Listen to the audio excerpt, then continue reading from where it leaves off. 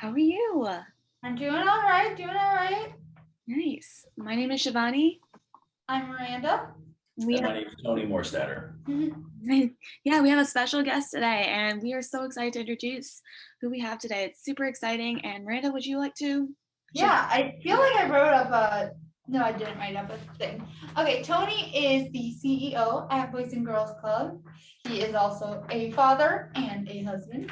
And how much experience did you say you have in the business world? I think I wrote it down, but I don't have it off the top of my head. So in this industry, in the nonprofit industry, I started as a volunteer back in late 2012, early 2013. And ever since then, I've been involved with nonprofits, and I actually took over as the CEO of the Boys and Girls Club of Bloomington-Normal in January of 2017.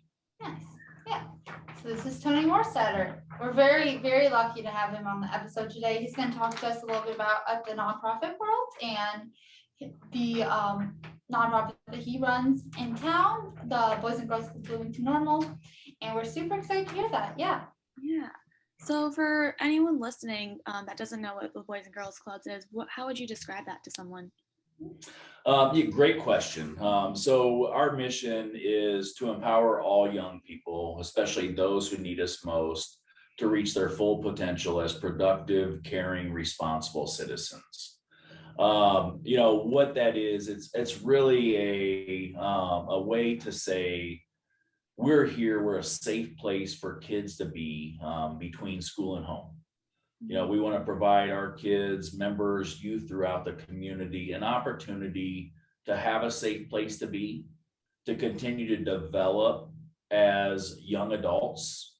So that way, whatever their goals, their dreams are, they have the ability to build supportive relationships that really can help foster and develop that confidence, that hope that they can accomplish their dreams. Wow, I love that. That's amazing. So what made you decide to run this organization, and how did you get into it? Well, first of all, you mentioned running this organization. I joke kind of half-heartedly, we don't run the place. The kids run the organization. We're just here to make sure they're safe. But no, at an early age, I knew that what I wanted to do in life, I wanted to work with young people. I'm the oldest of four children. I was taught at a very early age how to be responsible, what it took to take care and to be a positive leader, a positive role model for my siblings. And looking at what career I wanted to embark on or pursue, I loved art.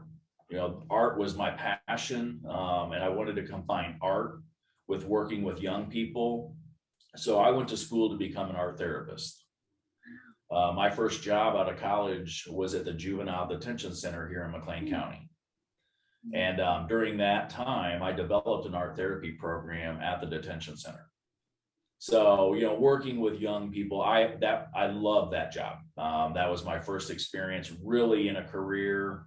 Unfortunately, life happens and it took me a different direction. And everything that I did, I kind of still had that passion for youth, the passion for kids. So my wife and I started to have a family. And as they began to grow older, started volunteering, coaching, active in their sporting events, things of that nature. And then in 2013, when I started volunteering here at the club, I really kind of got back into where my passion was. So did you take a break kind of from nonprofit stuff and work in like the regular business industry? Yep. So after I left the Juvenile Detention Center, I went back and worked with a good friend. He owned a meat locker or butcher shop in Eureka. And so I helped him out. We were looking to explore some business opportunities there, which led me out into the sales world. In 2013, I started a career as a financial advisor. And really, that's what I was going to do the rest of my life. Do that, volunteer, be part of our community, be a positive role model for my children. And, so starting to volunteer here at the Boys and Girls Club, I joined the board of directors, and it led me to provide me an opportunity to really wake up every morning and feel like I'm able to live my dream. Yeah, that's awesome. Do you think that your time within like the corporate world helped any of like the skills that you learned there? Did it apply to helping you just really put all this together for yourself?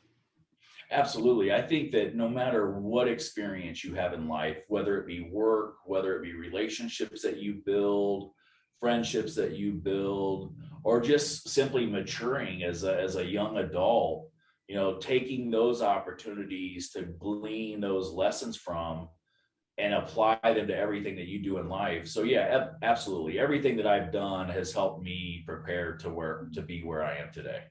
That's awesome. I have a So she asked what helped you. Were there things that were like super surprisingly different in the business world, like the business world versus the nonprofit world, things that were a shock to find that were different? I'll say the biggest difference, or what shocks me the most, it takes time to become familiar with any business, with any a job that you pursue. But over time, what I found is, the world as a whole really has this feeling or this belief that nonprofits are, these lovey-dovey organizations. We want to save the world, which is great, and we do. We want to help all youth. But what's difficult for many people to understand is we have to operate as a business as well. In order for us to sustain our operations, to continue to grow, to reach more youth in our community, there's a business component to everything that we do. Got it. Kind of jumping off the differences, what does a typical work day or like work week look like for you?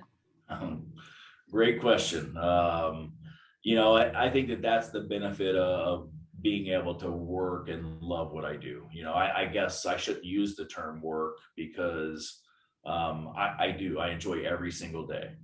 And every single day throws different curveballs at you. There might be a day where I'm hunkered down in an office because I'm working on financial reports, budgeting, communication, whatever that may be. But then there's many days where I'm out in the community building relationships to really strengthen not only the Boys and Girls Club, but strengthen our community as a whole.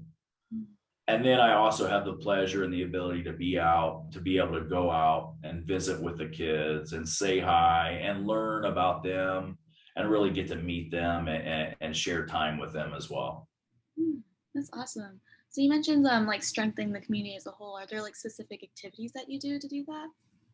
I would say nothing specifically.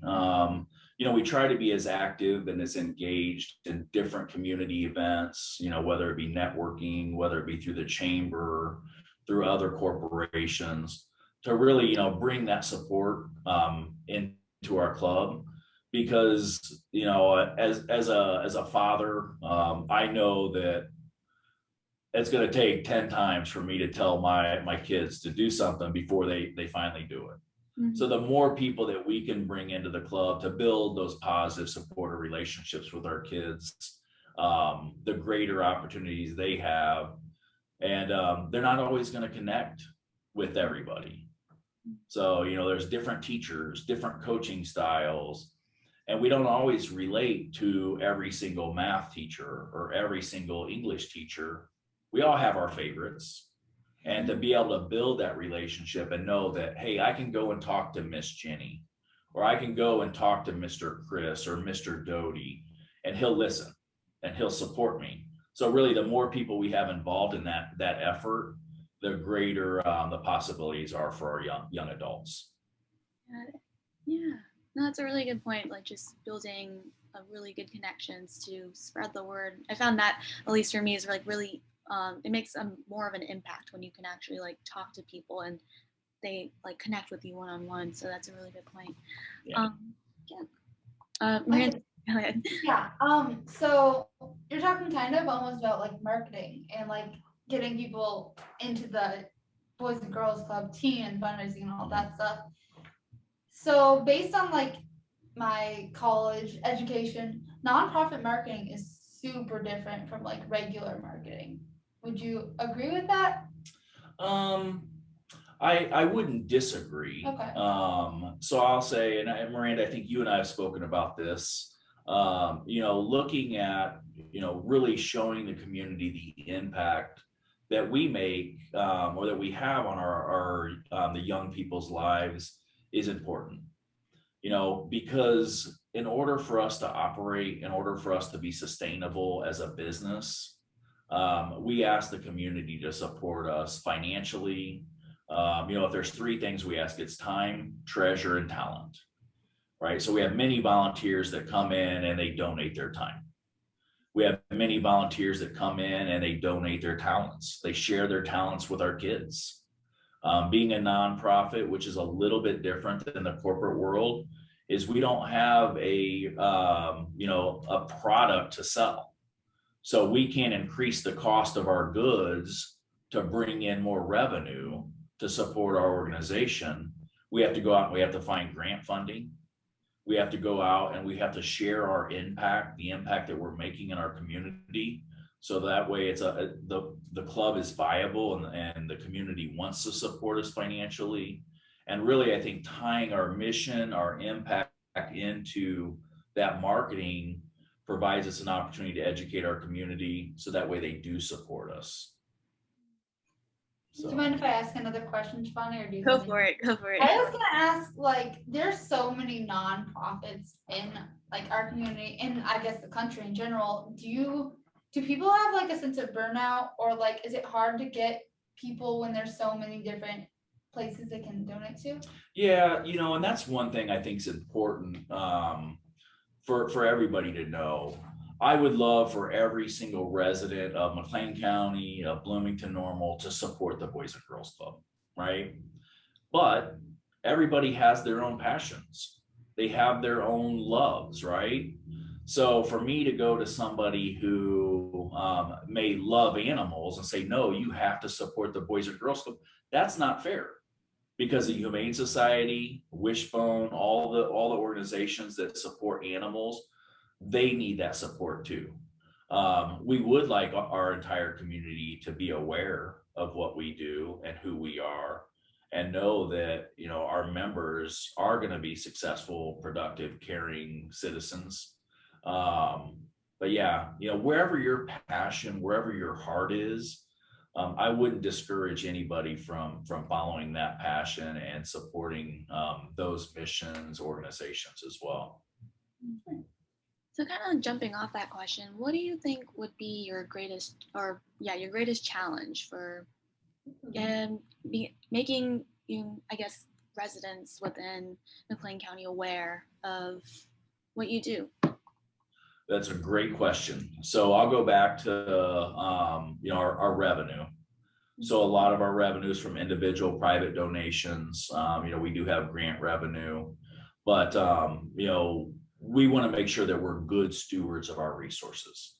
So the community supports us, the grants support us, and we want to make sure that every dollar that comes into the club is invested into the program, right? What is difficult is, with a team of 8 full-time staff and 32 part-time employees, our part-time staff, they're the ones that are working with our youth on a regular basis. Our full-time employees are really the administrative piece. But to think of 8 individuals going out into a community of 160,000 people, it's difficult for the 8 of us to go and talk to every single person in our community. So the more that we can gather groups, the more that we can network, the more that we can build that advocacy effort for what we do and for the youth in our community, the greater that message will spread. Got it. So I have a flip side question. How would you define a successful nonprofit organization? A successful nonprofit organization. So, obviously we have a mission, right? And if we are following that mission, that's number one, right? you know, a lot of the times what we try to do is we try to solve all the issues. We try to start to drift outside of what our mission really is. And what happens is we start to lose focus of what our true purpose is and what that vision is. And so we've been very strategic about this is our mission and our vision. And we have a number of great other organizations, corporations in our community that are experts in those other areas, and bring them in to partner with us for those collaborative efforts. We will never be great at everything, but we know what we're good at, and we'll continue to do that. And a measure of success is, you know, really when you go out and you visit with the kids. I share the story. There's a young lady who's a member here, and I was a volunteer football coach, and she happened to be a cheerleader for that same team. And so she came up to me one day here at the club and she said, you know, Mr. Tony, you know who my favorite coach is?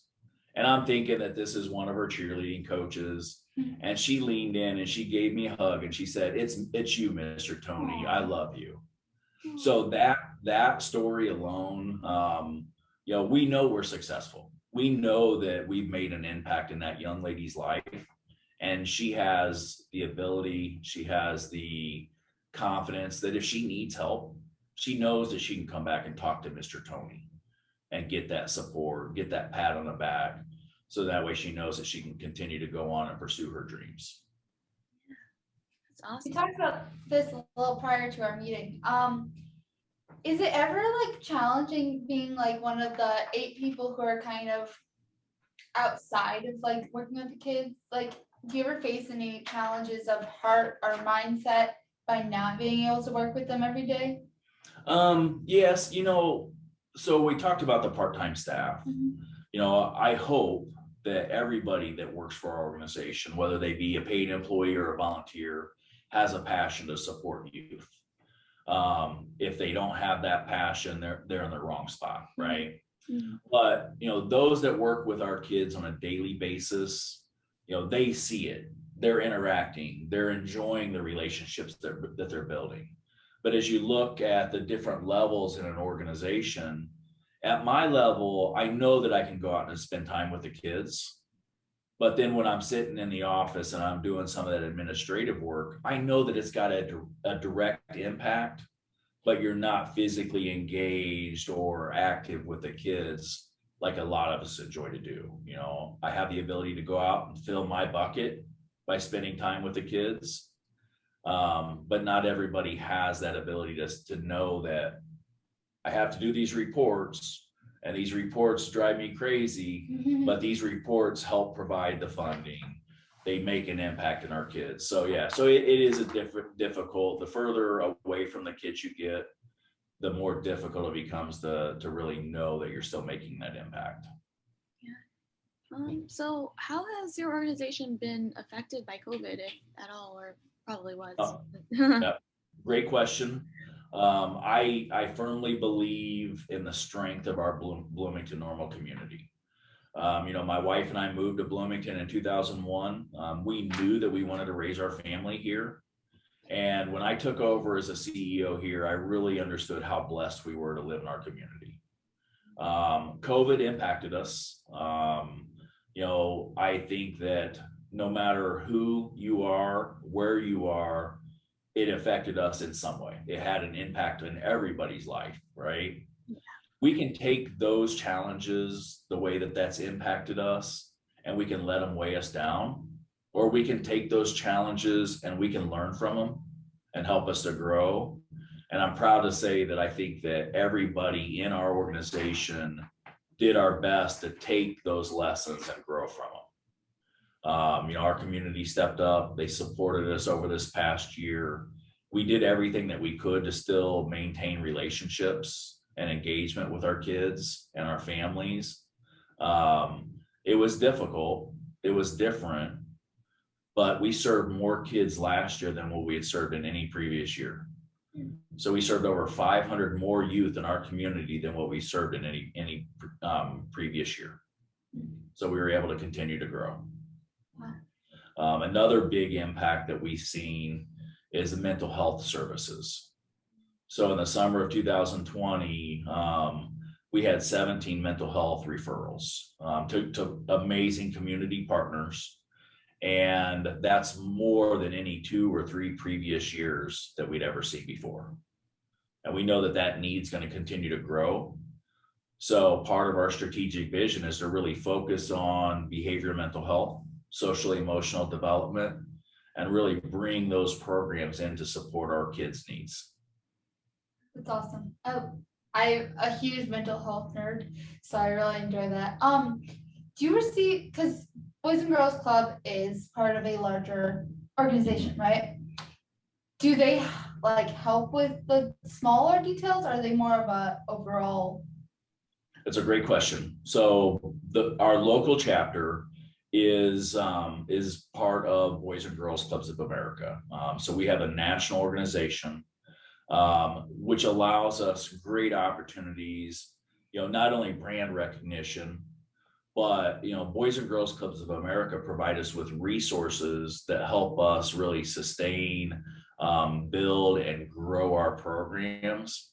But what's great about our relationship with our national organization is they give us the autonomy to do what's right for our community. So to say Bloomington-Normal, you have to do it this way, and this way that you have to do it's the same way they're doing it in Chicago or in major metro areas. It's not fair to communities. They trust that we know what our community needs. They trust that we know what our families and our kids need, and they allow us the ability to be flexible in our approach and how we deliver our programs and the programs that we offer. And we have a plethora of resources that we can connect with that help support our organization locally. Yeah. Are there any organizations that you were influenced by or inspired by to, I guess, do the things the way that you do within your organization? Are there like leadership qualities that you use, if that makes any sense? Yes, like I said, I think every opportunity that I've been a part of, I mentioned COVID. But every career, every job, every interaction that I've had, whether it be a volunteer opportunity or sitting on a board or a networking group, I try to use those to help myself grow as a person and as a professional. So I'll say, there's many positives and there's many negative experiences that I've had that help me kind of get to where I am. I'll never give up learning. I'll never give up growing, because I think that that's something that's important. If we're complacent in who we are and what we're doing, we're not doing our organization, we're not serving our youth and our community to the greatest of our ability. Miranda, did you have any other questions? I can ask, well, how would you recommend, like, if someone wants to do nonprofit work and they aren't sure where to start? Because I know that sometimes it's hard to make good money or to find a nonprofit that you enjoy. How would you recommend to start that search? That's a great question. I think you have to do a little bit of soul searching, a little bit of personal reflection on where you believe your interests are, right? So if I knew at a young age that I wanted to support or work with adolescents, and I went out to the coast and I started some kind of marine biology program where I was working with animals, that might not be the direction that I love, right? So find out where your passion is, what your interests are, and Miranda, like yourself, reach out. You don't know unless you ask. And the worst thing that's going to happen is somebody say, Miranda, I'm sorry, we just don't have an opportunity for you right now. But come back to us next summer, come back to us next, in a month, in a quarter, and we'll see if we can, if there's an opportunity. I would say, don't be afraid to volunteer. Don't be afraid to, that's a great way to learn about an organization. A lot of our volunteers, a number of our members go on to become employees here, and continue to support our program, and become great mentors for our youth. And they've already built, established that relationship. So it's a easy transition. You don't have to jump in and say, this is what I want to do for a career. There's always opportunities to volunteer. And I would say that's a great start. Internships are another amazing opportunity. We live in a community where we have Illinois State University, Illinois Wesleyan University, Heartland Community College, and we have great partnerships with all of those colleges and universities, which really help us strengthen our program. So for anyone, you kind of answered this, but for anyone who wants to get involved in Boys and Girls Club, what's a good way to get started and to get in contact with the organization? Yep. So obviously two easy ways. We are on social media. You can always follow us on social media. Another avenue would check out our website. Our website is bgcbn.org. So the acronym Boys Girls Club Bloomington-Normal.org. Or give us a call. Our phone number is 309-829-3034.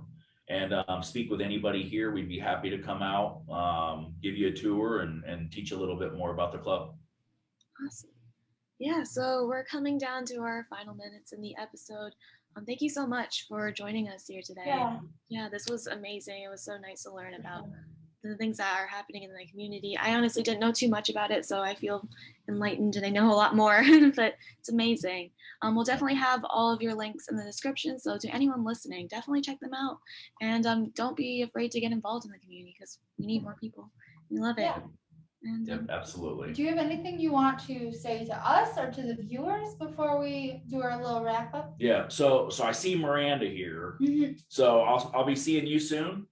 You come out and check out the club. Yeah, I would be happy to, honestly. That'd be amazing. Yeah, there's a lot of exciting things that go on here at the club. I talked a lot about what we do. Part of my job as the leader of an organization is to look at that future vision. So try to bring that 5, that 10, that 15-year vision into our organization and help motivate and inspire our team to continue to pursue and work towards that vision. And we have a pretty big vision for the future of our community. So one thing that we're working on right now is over the past 4 years we've seen a growing waiting list. And if there's anything that keeps us up at night, it's not allowing or not having the capacity for those kids who want a safe place to be, for those families who need a safe place for their kids to be, for us to be able to serve them. So we are looking to be able to serve more youth in our community in a greater capacity, in greater quality programs. So stay tuned. I will say, follow us on social media, because as things progress, as we work towards this vision, there'll be some pretty exciting announcements coming up about the future of the Boys and Girls Club of Bloomington and really the future of our community. Awesome. We'll definitely have all the links in our description so they can check it all out. So that'd be amazing. I definitely want to be part of that when it happens. That'd be amazing. So yeah, we're at the end of our episode, and we to our listeners, we hope you enjoyed. And if you have any questions, don't be afraid to reach out. Be amazing. Miranda, do you have anything else you want to add? I'm all good. If you want to do your little wrap up thing, I'm all good. Alrighty, so if you guys have any questions, comments, or feedback, you can reach us at farfromnormal2020@gmail.com, and we have an Instagram at farfromnormalpodcast, just Far From Normal, not podcast. There we go. And there's also a Google survey and the Instagram, so you can also reach out and enter in all your information there. Also send us questions. Engage with us on Instagram as well as on YouTube. We have a little comment section there. Leave us a comment and then like and subscribe. And yes, we will see you in the next episode. Thank you so much. Thanks, guys. We love you. Thank you.